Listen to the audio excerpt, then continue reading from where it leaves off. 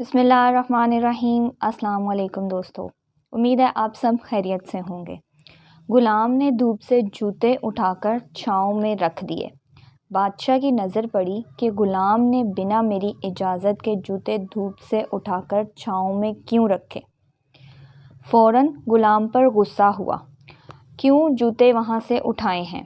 غلام نے عرض کیا، بادشاہ سلامت دھوپ میں پڑے خراب ہو رہے تھے، میں نے اٹھا کر چھاؤں میں رکھ دیے کہ خراب نہ ہو۔ بادشاہ نے کہا، نہیں، تجھ میں تکبر آ گیا ہے۔ تیری ہمت کیسے ہوئی کہ بنا میری اجازت تو نے میرے جوتوں کو ہاتھ بھی کیوں لگایا؟ فوراً غلام کو مارنا شروع کر دیا۔ کوڑے مار کے غلام کے جسم پر کوڑوں کے نشان بنا دیے۔ موٹے ہونٹوں والا، کالے رنگ والا کہلاتا ہے حبشی۔ یہ وہی غلام ہے جب اللہ کے نبی صلی اللہ علیہ وسلم عرض سے واپس آئے تو آپ نے آ کر پوچھا، بلال ایسا کیا کرتے ہو کہ جنت میں تمہارے قدموں کی آواز سن کر آ رہا ہوں میں؟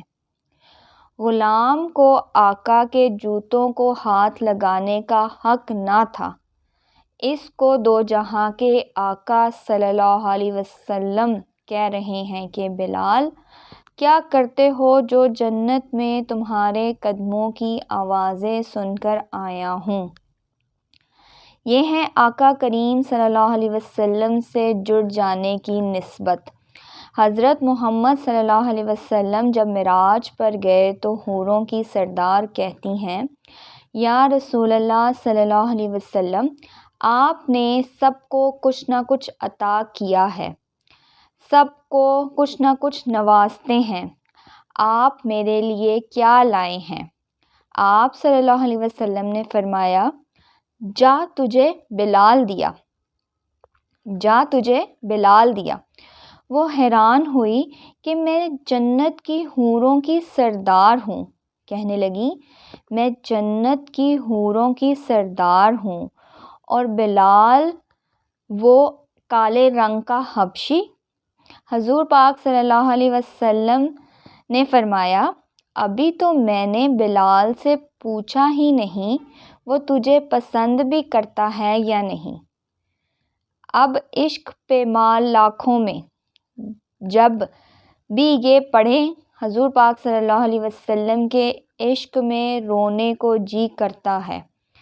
جب حضور صلی اللہ علیہ وسلم سرور کونین نے دنیا سے پردہ فرمایا تو حضرت بلال رضی اللہ تعالیٰ عنہ نے بہت لمبے عرصے کے لیے اذان نہ دی۔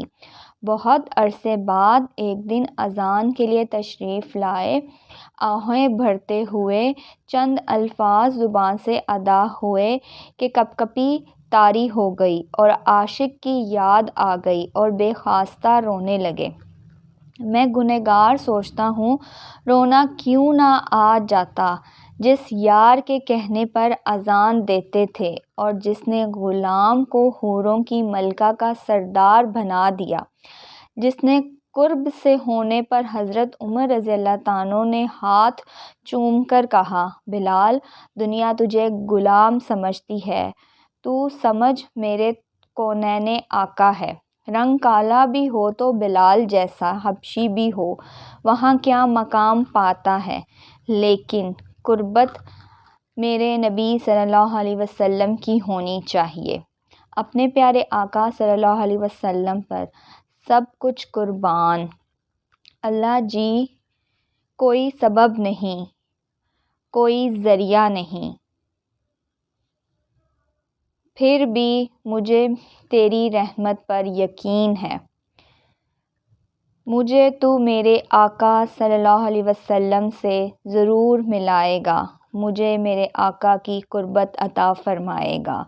آمین ثم آمین انشاءاللہ۔